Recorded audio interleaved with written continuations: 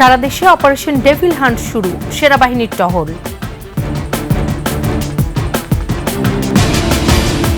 গাজীপুরের ডিসি কার্যালয়ের সামনে বৈষম্য বিরোধী ছাত্রদের লক্ষ্য করে গুলি, আহত এক। গাজীপুরের সদর থানার ওসি প্রত্যাহার, হামলায় গ্রেফতার 16, আহতদের সুচিকিৎসার আশ্বাস।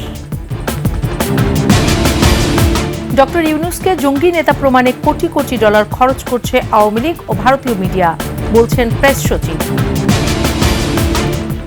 6 সংস্কার কমিশনের প্রতিবেদন প্রকাশ, 1 মাসেই 50% বাস্তবায়ন সম্ভব বললেন আইন উপদেষ্টা।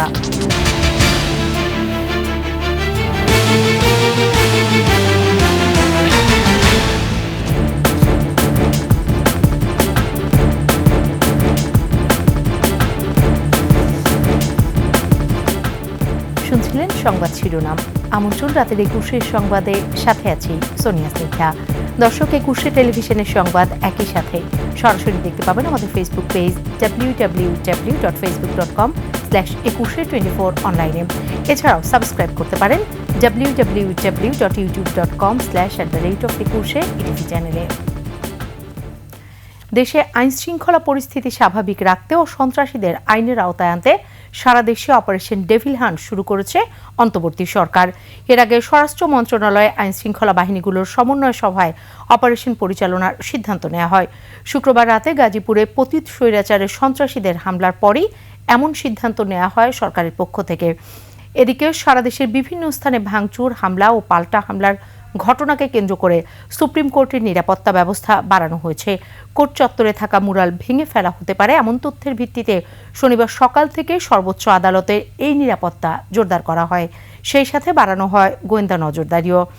এপিসি সহ নিরাপত্তা সরঞ্জাম নিয়ে আদালতের প্রতিটি প্রবেশমুখে মোতায়েন রয়েছেন সেনাবাহিনী, বিজিবি ও আইনশৃঙ্খলা বাহিনীর সদস্যরা।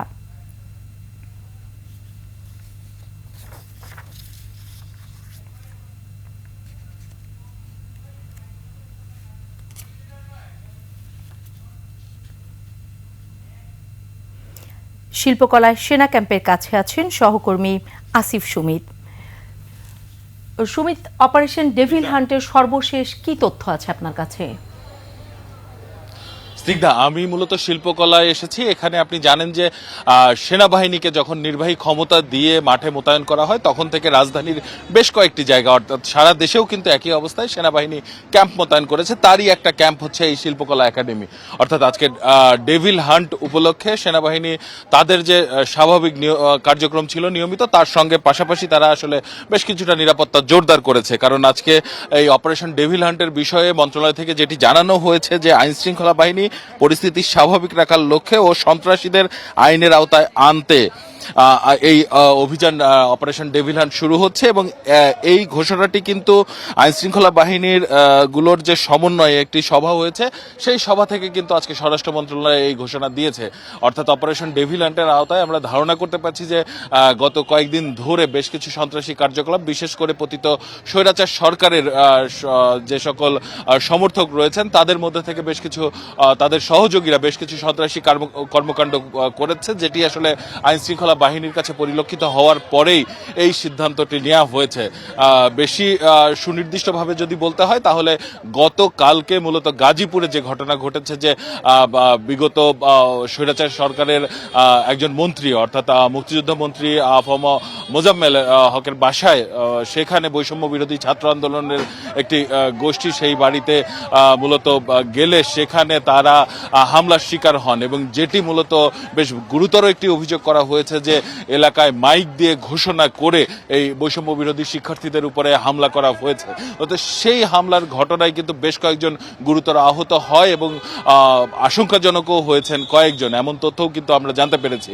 এরপরেই কিন্তু স্বরাষ্ট্র উপদেষ্টা, যিনি আজকে ঢাকা মেডিকেল কলেজ হাসপাতালে চিকিৎসাধীন শিক্ষার্থীদেরকে দেখতে গিয়েছিলেন, এবং সেখান থেকে বেরিয়ে এসেই মূলত এই সমন্বয় সভাটি অনুষ্ঠিত হয়েছিল আজকে মন্ত্রণালয়ে, এবং সেখান থেকে ঘোষণাটি আসে যে অপারেশন অপারেশন ডেভিল হান্ট যেটি শুরু হচ্ছে, সেখানে সব সন্ত্রাসীদেরকে আইনের আওতায় আনা এবং একই সঙ্গে আইন শৃঙ্খলা পরিস্থিতি নিয়ন্ত্রণে রাখার জন্য এই অভিযান চলমান থাকবে। তবে এই অভিযানের বিষয়ে, অর্থাৎ এই অভিযান আজকে থেকে শুরু হলে কতদিন চলমান থাকবে বা এখন পর্যন্ত এই অভিযান শুরুর পর থেকে কতজনকে গ্রেপ্তার করা হয়েছে, এই বিষয়টি নিয়ে এখন পর্যন্ত সুনির্দিষ্ট কোনো তথ্য মন্ত্রণালয় থেকে দেয়া হয়নি। তবে একই সঙ্গে যে বিজ্ঞপ্তিটি দেয়া হয়েছে সেই বিজ্ঞপ্তিতে কিন্তু উল্লেখ করা হয়েছে আগামীকাল রোববার সেখানে মূলত একটি সংবাদ সম্মেলন করা হবে। সেই সংবাদ সম্মেলনে এই অপারেশন ডেভিল হান্ট নিয়ে আরও বিস্তারিত তথ্য উপস্থাপন করা হবে এমনটি ধারণা করা হচ্ছে।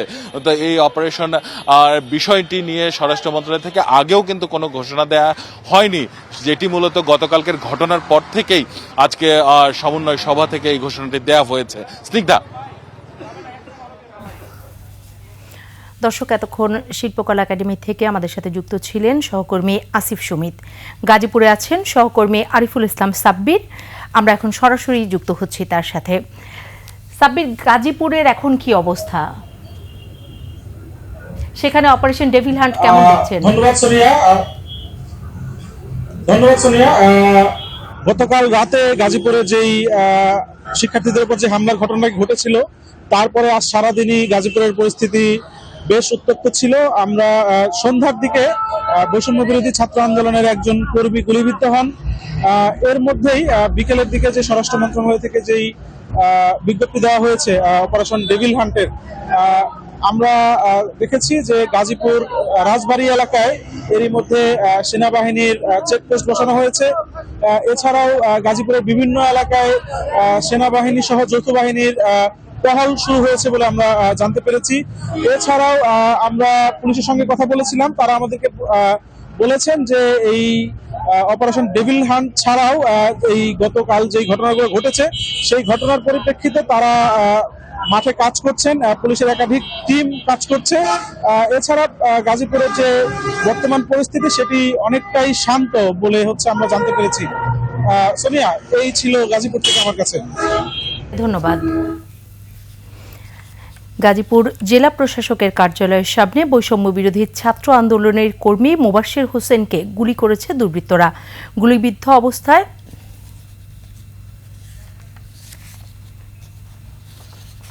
গাজীপুর জেলা প্রশাসকের কার্যালয়ের সামনে বৈষম্য বিরোধী ছাত্র আন্দোলনের কর্মী মোবাশ্বের হোসেনকে গুলি করেছে দুর্বৃত্তরা। গুলিবিদ্ধ অবস্থায় তাকে হাসপাতালে ভর্তি করা হয়েছে। বিষয়টি নিয়ে তৈরি হয়েছে চাঞ্চল্য। সহকর্মী অপূর্ব রায় ও আরিফুল ইসলাম সাব্বিরের তথ্যচিত্রে ডেস্ক রিপোর্ট। মোটরসাইকেল নিয়ে আসা আমাকে অতর্কিতভাবে গুলিটা করে যে আমার ডান হাতে লাগে। শনিবার দিনভর প্রতিবাদ বিক্ষোভ কর্মসূচি শেষে সন্ধ্যায় ফেরার পথে রাজবাড়ী এলাকায় দুর্বৃত্তের গুলিতে গুলিবিদ্ধ হন জেলা বৈষম্য বিরোধী ছাত্র আন্দোলনের কর্মী মোবাশ্বের হোসেন। আহত মোবাশ্বের ও প্রত্যক্ষদর্শীরা জানান, কর্মসূচি শেষ করে তারা আহত ছাত্রদের দেখতে যাওয়ার প্রস্তুতি নিচ্ছিলেন। এ সময় একটি মোটরসাইকেল থেকে তাকে লক্ষ্য করে গুলি করা হয়। গুলিবিদ্ধ হয় তার ডান হাত। এক্ষেত্রে দাঁড়িয়েছিলাম, সেই মুহূর্তে মোটর বাইকে যাচ্ছিল অজ্ঞাত ব্যক্তি, মানে আমার মোবাশ্বের বাইরের হাতে গুলি মারে। দেখার মতো অবস্থা ছিল না, গাড়ি জাস্ট রানিংয়ে চলে গেছিল। আর আমরা যেহেতু সাংবাদিকদের সাথে কথা বলতেছিলাম, সেক্ষেত্রে রাস্তার কি পরিস্থিতি তা আমরা খেয়াল করিনি। চিকিৎসক জানান, মোবাশ্বেরকে হাসপাতালে আনার পর প্রাথমিক চিকিৎসা দেয়া হয়েছে। এখানে স্টেবল ছিল, এখানে আমরা ফ্লুইড প্রাইমারি ম্যানেজমেন্ট করা হয়েছে, যে প্রাইমারি ম্যানেজমেন্ট এখন এই সার্জারি ইনডোরে ভর্তি আছে। এ বিষয়ে ব্যবস্থা নেওয়ার কথা জানায় পুলিশ। সমন্বয়কের লোকেরা গুলি করছে, হাতে লাগলো। ওই যে মোবাশ্বের নিয়ে গেছে হাসপাতালে নিয়ে গেছে। সমর ইসলাম, ডেস্ক রিপোর্ট, 21 টেলিভিশন। গাজীপুরে বৈষম্য বিরোধী ছাত্র আন্দোলনের নেতাকর্মীদের উপর হামলার ঘটনায় দায়িত্বে অবহেলার অভিযোগে সদর থানার ভারপ্রাপ্ত কর্মকর্তাকে প্রত্যাহার করা হয়েছে। আর হামলার ঘটনায় ক্ষমা চেয়েছেন গাজীপুর মহানগর পুলিশের কমিশনার নাজমুল করিম খান। গাজীপুর জেলা প্রশাসক কার্যালয়ের সামনে শিক্ষার্থীদের বিক্ষোভ কর্মসূচিতে গিয়ে তিনি এসব কথা বলেন। এর আগে হামলার প্রতিবাদে সড়ক অবরোধ করে বিক্ষোভ করে শিক্ষার্থীরা। হামলাকারীদের গ্রেফতারের সমাবেশ থেকে আলটিমেটাম দেওয়া হয়। সহকর্মী অপূর্ব রায় ও আরিফুল ইসলাম সাব্বিরের পাঠানো তথ্যচিত্রে বিস্তারিত জানাচ্ছেন মাসুম আলিসা। এদিকে দফায় দফায় মিছিল, অন্য সড়কে অবস্থান নিয়ে স্লোগান, এসব ঘটনায় উত্তপ্ত পরিস্থিতির মধ্যে থমথমে দিন কেটেছে গাজীপুরের রাজবাড়ী এলাকায়। শুক্রবার রাতে জেলার দক্ষিণখান এলাকায় ছাত্র জনতার ওপর হামলার জেরে শিক্ষার্থীরা শনিবার সকাল থেকে রাজবাড়ী সড়কে অবস্থান নেয়। তারা হামলায় জড়িতদের বিচার দাবি ও দায়িত্বে অবহেলায় জড়িত পুলিশ সদস্যদের বিরুদ্ধে ব্যবস্থা নেওয়ার দাবি জানান। এজন্য প্রশাসনকে 24 ঘন্টা সময় বেঁধে দেন তারা। এছাড়া ডিসি, এসপি, জিএমপি কমিশনারের অসহযোগিতার কথা উল্লেখ করে তাদের অপসারণ ও স্বরাষ্ট্র উপদেষ্টাকে দায় স্বীকার করে ক্ষমা চাওয়ার দাবি জানান। দাবি নয়, আমরা বলছি করতেই হবে। অবিলম্বে বিপ্লবী ছাত্র জনতার বৈপ্লবিক শক্তিকে আইনগতভাবে স্বীকৃতি দেন। দুপুরের দিকে সেখানে যোগ দেন বৈষম্য বিরোধী ছাত্র আন্দোলনের নেতা হাসনাত আব্দুল্লাহ, সার্জিস আলম ও আরিফ সোহেল সহ স্থানীয় নেতাকর্মীরা। তারা শিক্ষার্থীদের ওপর আকম মোজাম্মেল ও জাহাঙ্গীর ও আওয়ামী দোসর সন্ত্রাসী হামলার প্রতিবাদ ও বিচার দাবি জানান। যদি আজকে রাতের মধ্যে গতকালকের হামলার সাথে জড়িত ওই খুনিদেরকে গ্রেফতার না করতে পারে, তাহলে আমাদেরকে তাদের বিপক্ষে দাঁড়িয়ে যেতে হবে। আজকের পর থেকে যদি আওয়ামী লীগ, যুবলীগ, ছাত্রলীগের কোন ক্যাডার আমার কোন ভাইকে হুমকি দেয়, তারপরের দিন তার স্থল হতে হবে জেলখানা। এই গাজীপুরকে সন্ত্রাসের আতুরঘরে পরিণত করেছে তাদের আমরা এই অপারেশন ডেভিল হান্টের মধ্য দিয়ে একটা টেবিলে জনবার্তা যায়। শিক্ষার্থীদের দাবির প্রেক্ষিতে গাজীপুর মেট্রোপলিটন পুলিশ কমিশনার দায়িত্বে অবহেলায় জড়িত পুলিশ সদস্যদের বিরুদ্ধে ব্যবস্থা নেওয়ার কথা জানান। এছাড়া হামলায় জড়িতদের আইনের আওতায় আনা হবে বলেও জানান। আমার ওসি আপনাদেরকে তাকে সাড়া দিয়েছেন, আমি আপনাদেরকে এই মুহূর্তে আমি এখানে দাঁড়িয়ে বলতে চাই, আমি তাকে সাসপেন্ড করব।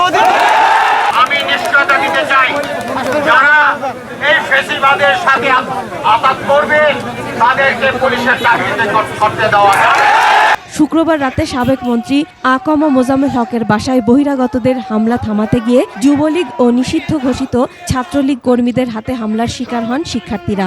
এতে 19 জন আহত হন। Masuma Lisa, desk report, 21 television. সুপরিকল্পিতভাবে জুলাই আন্দোলনের শিক্ষার্থীদের উপর হামলা চালানো হয়েছে বলে অভিযোগ করেছেন আহতরা। এদিকে এলাকাবাসী বলছেন, দুর্বৃত্তদের হামলা প্রতিরোধের চেষ্টা করেছেন তারা। এ ঘটনায় আওয়ামী লীগের 16 নেতাকর্মীকে গ্রেফতার করা হয়েছে।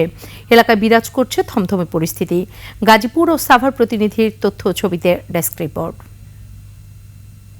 শুক্রবার রাতে গাজীপুরে জুলাই আন্দোলনের শিক্ষার্থীরা ফোনে ডাক পেয়ে দক্ষিণখানের সাবেক মন্ত্রী আকম মোজাম্মেল হকের বাড়ির সামনে যান। 50 থেকে 60 জনের দল সেখানে পৌঁছা মাত্রই চারপাশ থেকে ধারালো অস্ত্র দিয়ে তাদের উপর হামলা চালায় দুর্বৃত্তরা। পুরো এলাকার সবাই চাপাটি সেন্টার নিয়ে এসে আমাদের উপর হামলা শুরু করছে।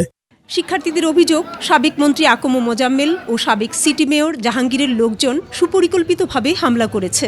মোজাম্মেল হকের আশেপাশের মানুষ, বাড়ির আর কিছু ছাত্রলীগ, যুবলীগ, তারা আমাদের উপর আক্রমণ করছে। হামলায় 30 জন হাসপাতালে চিকিৎসা নিয়েছেন। এর মধ্যে শহীদ তাজউদ্দিন হাসপাতালে 18 শিক্ষার্থী ভর্তি হলে 16 জনকে আশঙ্কাজনক অবস্থায় ঢাকার বিভিন্ন হাসপাতালে পাঠানো হয়। অন্যদিকে এলাকাবাসী বলছেন, দুর্বৃত্তদের হামলা প্রতিরোধ করেছেন তারা। হুজুর আটকাই লাগছে, পরে হুজুরে মাইকিং করছে যে আমার আটকাই লাগছে, মানুষ ছিল আরো নামাজ পড়তে বেলাইছে, বাসান বাসান আপনারা কে কোনটাই আসেন আমার বাসান। এই ঘটনার পর থেকে দক্ষিণখানে থমথমে অবস্থা বিরাজ করছে। পরিস্থিতি নিয়ন্ত্রণে সতর্ক অবস্থায় রয়েছে আইন শৃঙ্খলা রক্ষাকারী বাহিনী। হামলার ঘটনায় এখন পর্যন্ত 16 জন আওয়ামী লীগ নেতাকর্মীকে গ্রেপ্তার করেছে police. Banushree Dolly, desk report, 21 television. গাজীপুরের ছাত্রদের উপর হামলায় জড়িতদের প্রত্যেককে চিহ্নিত করে বিচারের মুখোমুখি করা হবে বলে জানিয়েছেন স্বরাষ্ট্র উপদেষ্টা জাহাঙ্গীর আলম চৌধুরী। সকালে ঢাকা মেডিকেল কলেজ হাসপাতালে আহত ছাত্রদের সঙ্গে দেখা করেন উপদেষ্টা। এ সময় আহত ছাত্রদের সুচিকিৎসার ব্যবস্থা করা হয়েছে বলেও জানান তিনি। বিস্তারিত জানাচ্ছেন সিরাত আল মুস্তাকিম। শুক্রবার রাতে আওয়ামী লীগ নেতা ও সাবেক মুক্তিযুদ্ধ বিষয়ক মন্ত্রী আকম মোজাম্মেল হকের গাজীপুরের বাড়িতে মারধরের শিকার হন বৈষম্যবিরোধী ছাত্র আন্দোলনের কর্মীরা। তাদের মধ্যে গুরুতর আহত 11 জনকে প্রাথমিক চিকিৎসা শেষে ঢাকা মেডিকেল কলেজ হাসপাতালে হস্তান্তর করা হয়। আহত ছাত্রদের চিকিৎসার খোঁজখবর নিতে শনিবার সকাল 10:15টার দিকে ঢাকা মেডিকেল কলেজ হাসপাতালে যান স্বরাষ্ট্র উপদেষ্টা মোহাম্মদ জাহাঙ্গীর আলম চৌধুরী। ইতিমধ্যেই। এ সময় স্বরাষ্ট্র উপদেষ্টা বলেন, হামলাকারীদের কোনো ছাড় দেওয়া হবে না।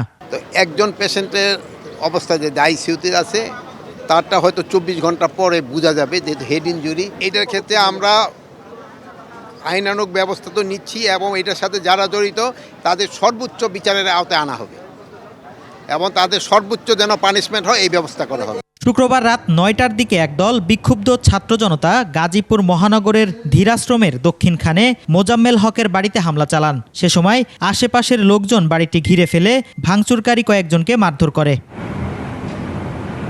সিরাত আল মুস্তাকিম, 21 টেলিভিশন, ঢাকা। এদিকে দায়িত্ব পালনে ব্যর্থতার অভিযোগ এনে চট্টগ্রামে স্বরাষ্ট্র উপদেষ্টার গায়েবানা জানাজা পড়েছেন বৈষম্য বিরোধী ছাত্র আন্দোলনের শিক্ষার্থীরা।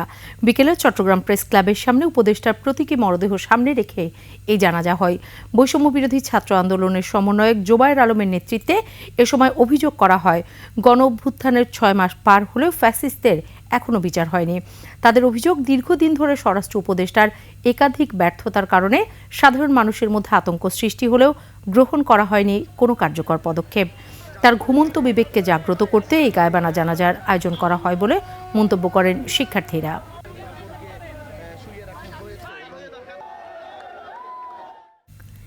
এদিকে ফরিদপুরের বোয়ালমারীতে বঙ্গবন্ধুর স্বাধীনতা স্মৃতিস্তম্ভ ভেঙে দিয়েছে বিক্ষুব্ধ ছাত্র জনতা। বোয়ালমারীর চৌরাস্তায় স্বাধীনতা চত্বরের স্মৃতিস্তম্ভটি হাতুড়ি, শাবল ও এক্সকেভেটর দিয়ে ভেঙে ফেলে তারা। বিষয়টি নিয়ে সাধারণ মানুষের মধ্যে দেখা দিয়েছে মিশ্র প্রতিক্রিয়া। 5 আগস্ট শেখ হাসিনার পতনের দিন একটি স্তম্ভের আংশিক ভাঙচুর করা হয়, এবার কাঠামো ছাড়া সবকিছু ভেঙে ফেলা হলো। এদিকে ভাঙচুরের খবর পেয়ে বোয়ালমারী থানা পুলিশ ঘটনাস্থলে পৌঁছে বাধা দেওয়ার চেষ্টা করে, তবে সেই বাধা উপেক্ষা করে ভাঙচুর চালায় বিক্ষুব্ধ ছাত্র জনতা। পরে সেনাবাহিনী গিয়ে পরিস্থিতি নিয়ন্ত্রণের চেষ্টা করে।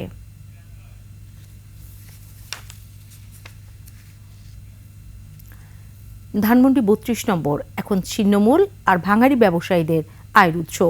বাড়িটির কংক্রিটের ধ্বংসস্তূপে থাকা রড, বৈদ্যুতিক তার এবং গ্যাসের পাইপ সহ বিভিন্ন জিনিসপত্র বিক্রির উদ্দেশ্যে নিয়ে যাচ্ছেন তারা। বিস্তারিত সিরাত আল মুস্তাকিমের রিপোর্টে।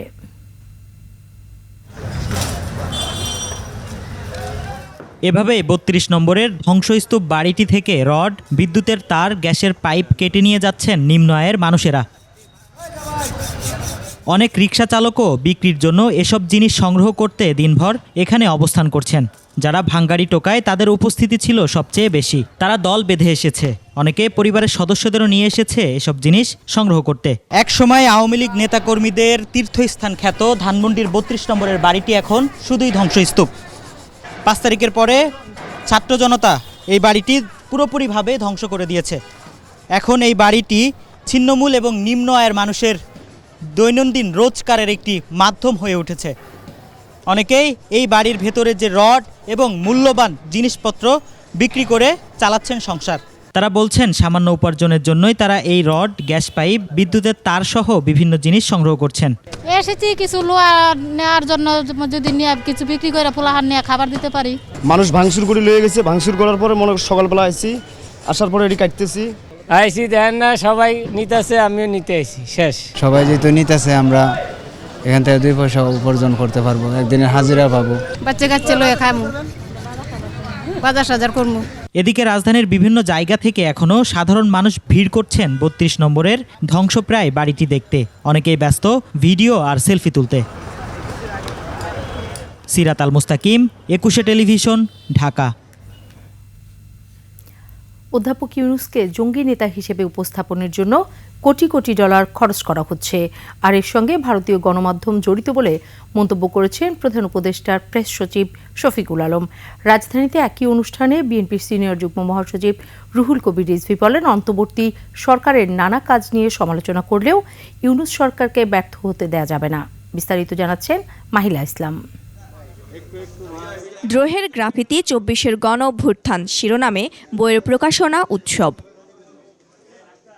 বাংলাদেশ সংবাদ সংস্থার সাংবাদিক জিএম রাজীব হোসেনের এই বইয়ের প্রকাশনা উৎসবে বিশেষ অতিথি ছিলেন প্রধান উপদেষ্টার প্রেস সচিব শফিকুল আলম। এই সময় বক্তব্যে প্রেস সচিব বলেন, আওয়ামী লীগ এবং পতিত স্বৈরাচার চোরতন্ত্রের জননী ও গুমের জননী চাচ্ছেন বাংলাদেশের ন্যারেটিভকে চ্যালেঞ্জ করতে।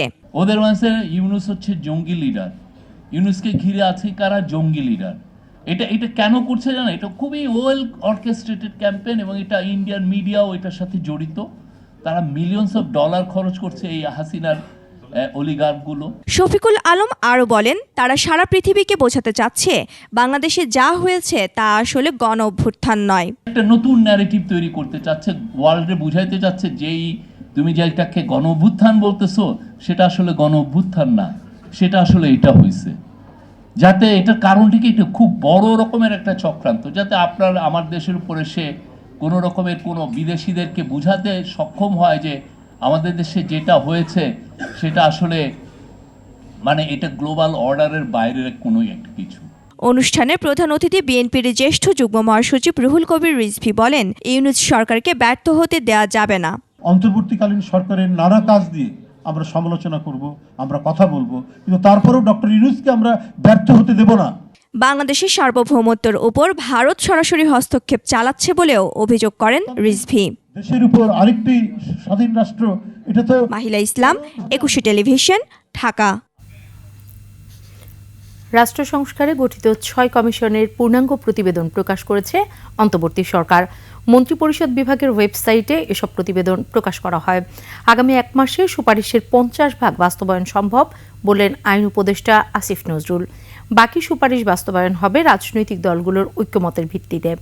আইন উপদেষ্টা বলেন, অন্তর্বর্তী সরকারের সহনশীলতা ও মত প্রকাশের পরিবেশের কারণে কর্মসূচি দিচ্ছে পতিত স্বৈরাচারীরা। আরও জানাচ্ছেন প্রণব চক্রবর্তী। রাষ্ট্র সংস্কারে গঠিত 6 কমিশন পূর্ণাঙ্গ প্রতিবেদন জমা দিয়েছে অন্তর্বর্তী সরকারের প্রধান উপদেষ্টা ডক্টর মোহাম্মদ ইউনূসের হাতে। প্রতিবেদনে বিচার বিভাগকে নির্বাহী বিভাগের প্রভাবমুক্ত রাখার সুপারিশ করেছে বিচার বিভাগ সংস্কার কমিশন। 352 পৃষ্ঠার প্রতিবেদনে সংবিধানের কয়েকটি অনুচ্ছেদ সংশোধনের প্রস্তাব এসেছে।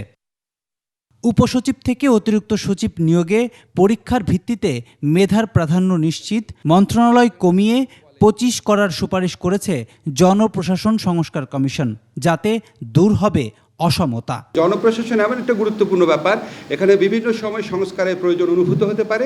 কোনো সরকারি আদেশ দিয়ে নতুন করে করা না, এটা একটা পার্মানেন্ট জনসংস্কার কমিশন গঠন করার কথা বলেছেন। আমাদের সরকারি কর্মকর্তা কর্মচারীদের ব্যাপারে বিভিন্ন অভিযোগ আছে, রাজনৈতিক সংশ্লিষ্টতা নিয়ে, পেশাদারিত্ব নিয়ে, এই জন্য ওনারা নতুন করে আচরণ বিধি প্রণয়ন করতে বলেছেন। ক্ষমতার অপব্যবহার কমিয়ে দুর্নীতি দমন কমিশন শক্তিশালী করতে 47 সুপারিশ দিয়েছে দুদক সংস্কার কমিশন।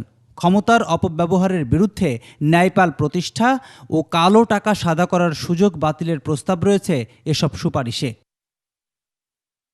পুলিশের শক্তি প্রয়োগের সীমা নির্ধারণ চেয়ে বাহিনী সংস্কারে 22 আইনের সংশোধন ও পরিমার্জনের সুপারিশ করেছে পুলিশ সংস্কার কমিশন। পরোয়ানা ছাড়া গ্রেপ্তার ও আসামিকে হেফাজতে নিয়ে জিজ্ঞাসাবাদের ক্ষেত্রে কিছু নির্দেশনা চেয়ে প্রতিবেদন জমা দিয়েছে কমিশন। মিথ্যা এবং হয়রানিমূলক মামলা প্রতিরোধের জন্য অত্যন্ত কঠোর কিছু ব্যবস্থা নিতে বলেছেন।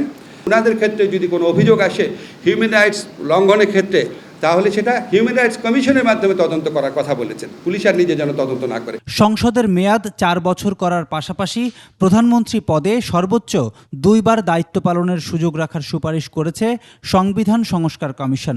একই সঙ্গে প্রধানমন্ত্রী পদের শূন্যতায় অন্তর্বর্তী সরকার কিভাবে গঠিত হবে সেটির সাংবিধানিক রূপরেখাও প্রস্তাব দিয়েছে কমিশন। জাতীয় সংসদের সীমানা নির্ধারণ আইন, এটা একটু অ্যামেন্ডমেন্ট করার কথা বলেছেন।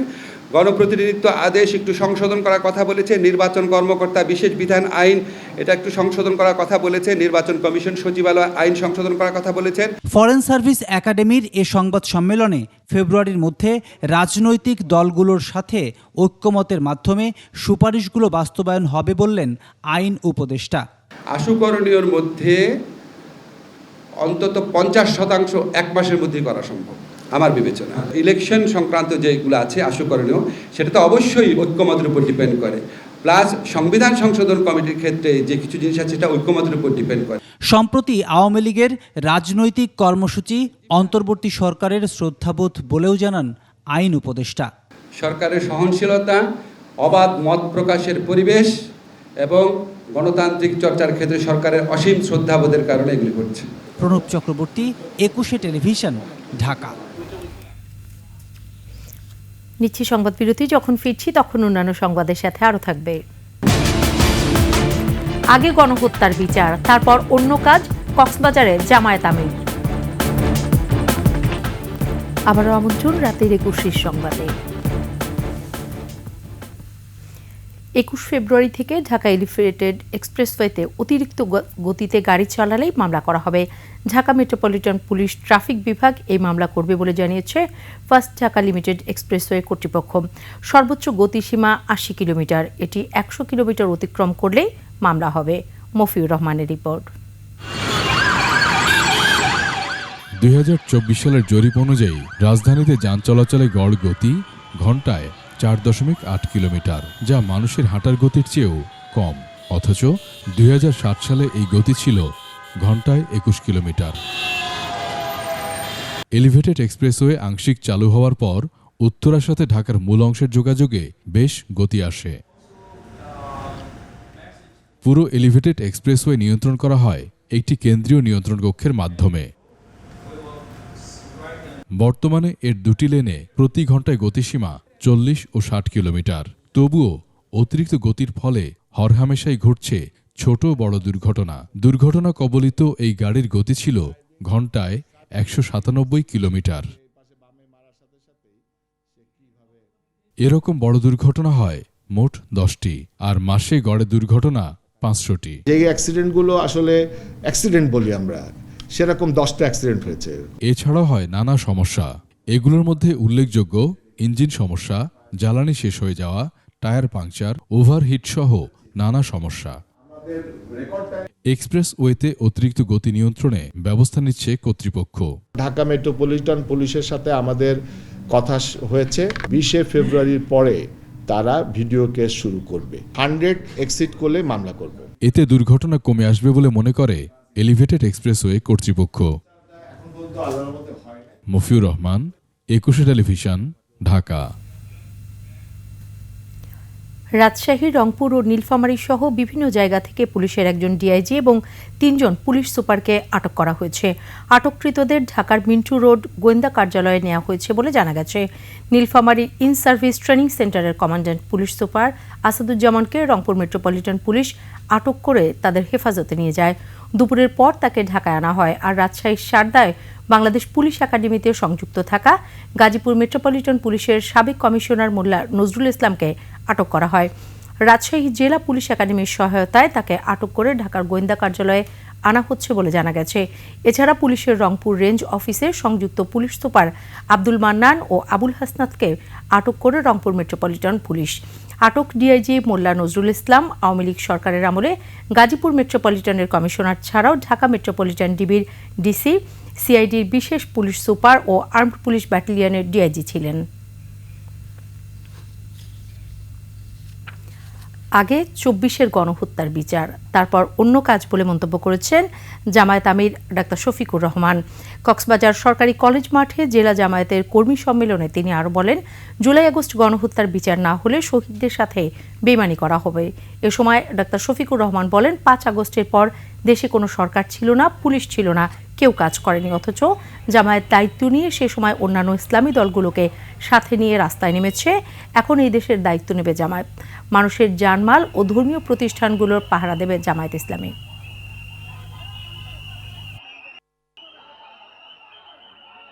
সবগুলা খুনের বিচার হতে হবে, বিশেষ করে 24-এর গণহত্যার বিচার অবশ্যই হতে হবে। আগে বিচার, তারপরে অন্য কাজ। এ বিচার না হলে শহীদের আত্মার সাথে বেঈমানি করা হবে। শহীদের আত্মা কষ্ট পাবে।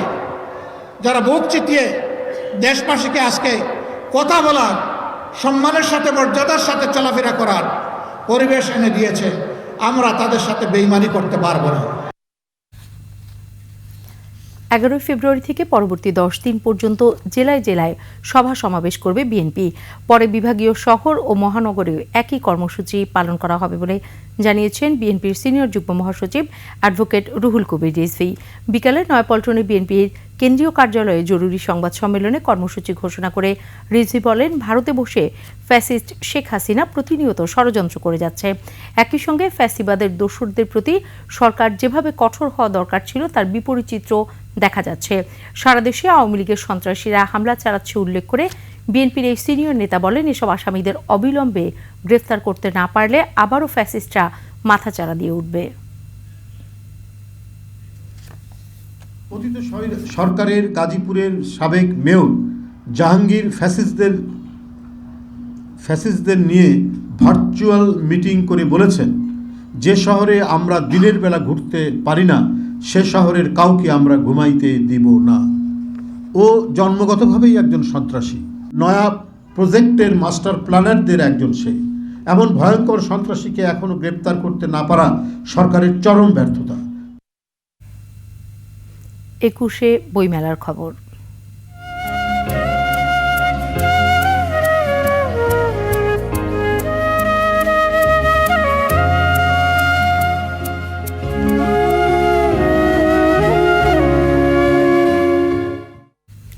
অষ্টম দিনে এসে লেখক, পাঠক, দর্শনার্থীদের পদচারণায় মুখর অমর 21শে বইমেলা।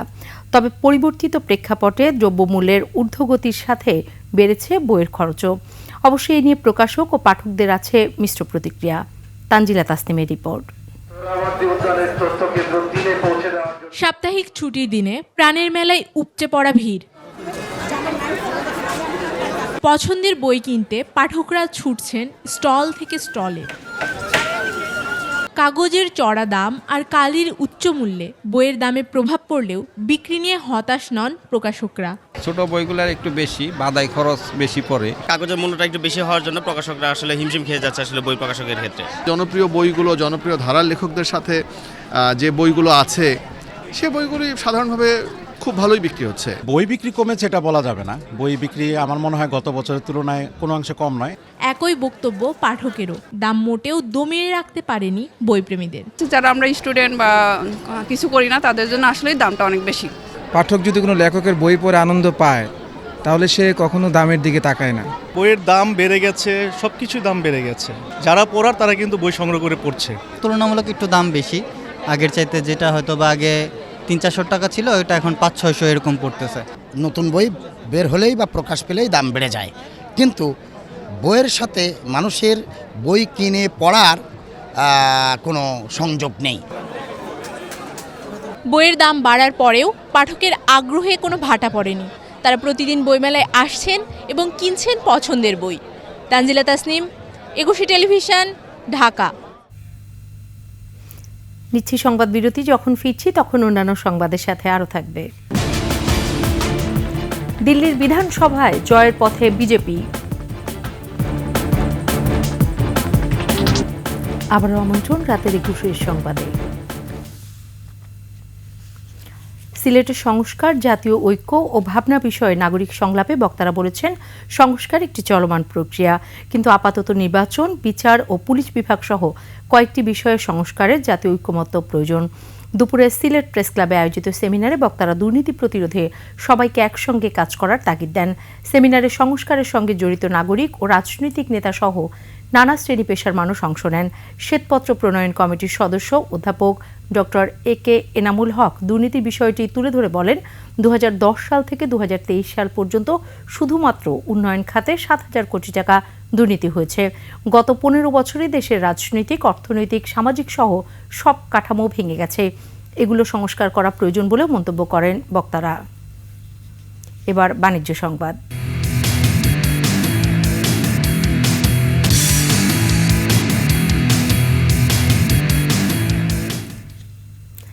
বাংলাদেশ ফ্যাশন লিগাসি 2025-এ অ্যাপেক্স নিয়ে এলো নতুন ঈদ কালেকশন। সন্ধ্যায় জমকালো এই অনুষ্ঠানে ফ্যাশন ঐতিহ্য, উদ্ভাবনী ডিজাইন এবং টেকসই উৎপাদনকে উৎসাহিত করতে এই ফ্যাশন শোতে অ্যাপেক্স তার ঈদ 2025-এর নতুন কালেকশন লঞ্চ করে।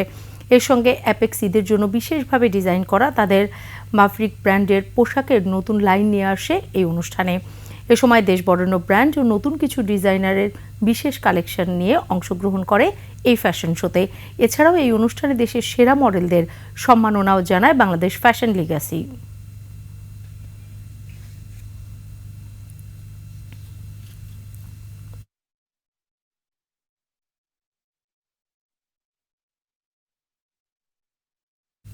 শেষ করছি ঢাকা ম্যারাথনের খবর জানিয়ে। 10,000 দৌড়বিদের অংশগ্রহণে হয়ে গেল ঢাকা আন্তর্জাতিক ম্যারাথন। বাংলাদেশ সহ 11টি দেশের প্রতিযোগীরা এতে অংশ নেন। ফুল ম্যারাথনে ছেলেদের মধ্যে প্রথম হলেন আলামিন, মেয়েদের মধ্যে প্রথম হন পাপিয়া খাতুন। সুস্থ ও কর্মক্ষম জাতি গড়ে তুলতে দেশের প্রতিটি জেলায় এ ধরনের আয়োজন করার কথা জানালেন সেনাবাহিনীর প্রধান ওয়াকারুজ্জামান। শিউলি শবনমের রিপোর্ট। বাংলাদেশ সেনাবাহিনী আয়োজিত run for unity, run for humanity প্রতিপাদ্য নিয়ে 5 ক্যাটাগরিতে অনুষ্ঠিত হয় দেশের সবচেয়ে বড় এই ম্যারাথন ইভেন্ট। প্রতিযোগিতায় 42.2 কিলোমিটার ম্যারাথনে ছেলেদের মধ্যে প্রথম হয়েছেন আলামিন। শেষ করতে সময় লেগেছে 2 ঘন্টা 23 মিনিট 47 সেকেন্ড। মেয়েদের মধ্যে প্রথম হয়েছেন পাপিয়া খাতুন। সময় লেগেছে 3 ঘন্টা 17 মিনিট 37 সেকেন্ড। ছেলেদের হাফ ম্যারাথনে প্রথম আশিক আহমেদ, মেয়েদের মধ্যে প্রথম রিঙ্কি বিশ্বাস। 42 কিলোমিটারে অংশগ্রহণ করে দ্বিতীয় স্থান অর্জন করেছি। সেনাবাহিনীর তত্ত্বাবধানে এমন সুশৃঙ্খল আয়োজনে অংশ নিতে পেরে উচ্ছ্বাস প্রকাশ করেন বিজয়ী ও অংশগ্রহণকারীরা। বাংলাদেশ আর্মির অংশ হিসেবে আমি নিজেও অনেক গর্বিত। ভবিষ্যতে দৌড় পরবর্তী স্বাস্থ্যসেবা আরও বাড়ানোর দাবি দৌড়বিদদের। 42 কিলোমিটার রান করে আসবে, তার ডেফিনেটলি একটু থেরাপি না হোক একটু মাসাজটার দরকার হয়, বাট ওই হেল্পটা ওনাদের কাছ থেকে ওভাবে পাইনি। তরুণ প্রজন্মকে খেলাধুলায় যুক্ত করে অপরাধমূলক কর্মকাণ্ড থেকে দূরে রাখতে এই ধরনের আয়োজন আরও বাড়ানোর উদ্যোগ নেওয়া হবে বলে জানান সেনাপ্রধান ওয়াকারুজ্জামান। আমরা উদ্যোগ নিয়েছি সারা বাংলাদেশে এই ম্যারাথনের মাধ্যমে এই ইয়াং জেনারেশনকে আমরা এটাতে সম্পৃক্ত করব। ম্যারাথন আয়োজনকে ঘিরে এলাকা জুড়ে নেওয়া হয় বাড়তি নিরাপত্তা ব্যবস্থা। শিউলি শবনম, একুশে টেলিভিশন, ঢাকা। শেষ করছি রাতের 21 সংবাদ। যাবার আগে সংবাদ শিরোনামগুলো আরও একবার। সারা দেশে অপারেশন ডেভিল হান্ট শুরু, সেনাবাহিনীর টহল।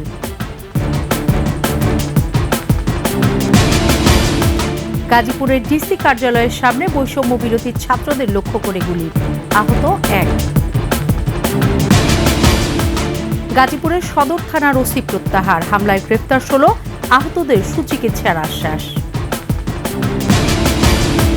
ডক্টর ইউনূসকে জঙ্গি নেতা প্রমাণে কোটি কোটি ডলার খরচ করছে আওয়ামী লীগ ও ভারতীয় মিডিয়া, বলছেন প্রেস সচিব।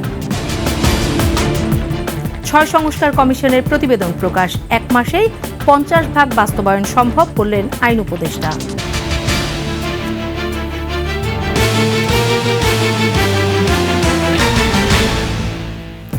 সর্বশেষ সংবাদ জানতে ডায়াল করুন 2021 নম্বরে, আর ভিজিট করুন 21-tv.com ওয়েবসাইটে। ফেসবুকে ভিজিট করতে পারেন www.facebook.com/2124 অনলাইনে। এছাড়াও সাবস্ক্রাইব করতে পারেন www.youtube.com/@21 ইটিভি চ্যানেলে। এতক্ষণ সাথে থাকার জন্য ধন্যবাদ। পরবর্তী সংবাদ রাত 1টায় দেখার আমন্ত্রণ রইল। 21-এর সাথেই থাকুন।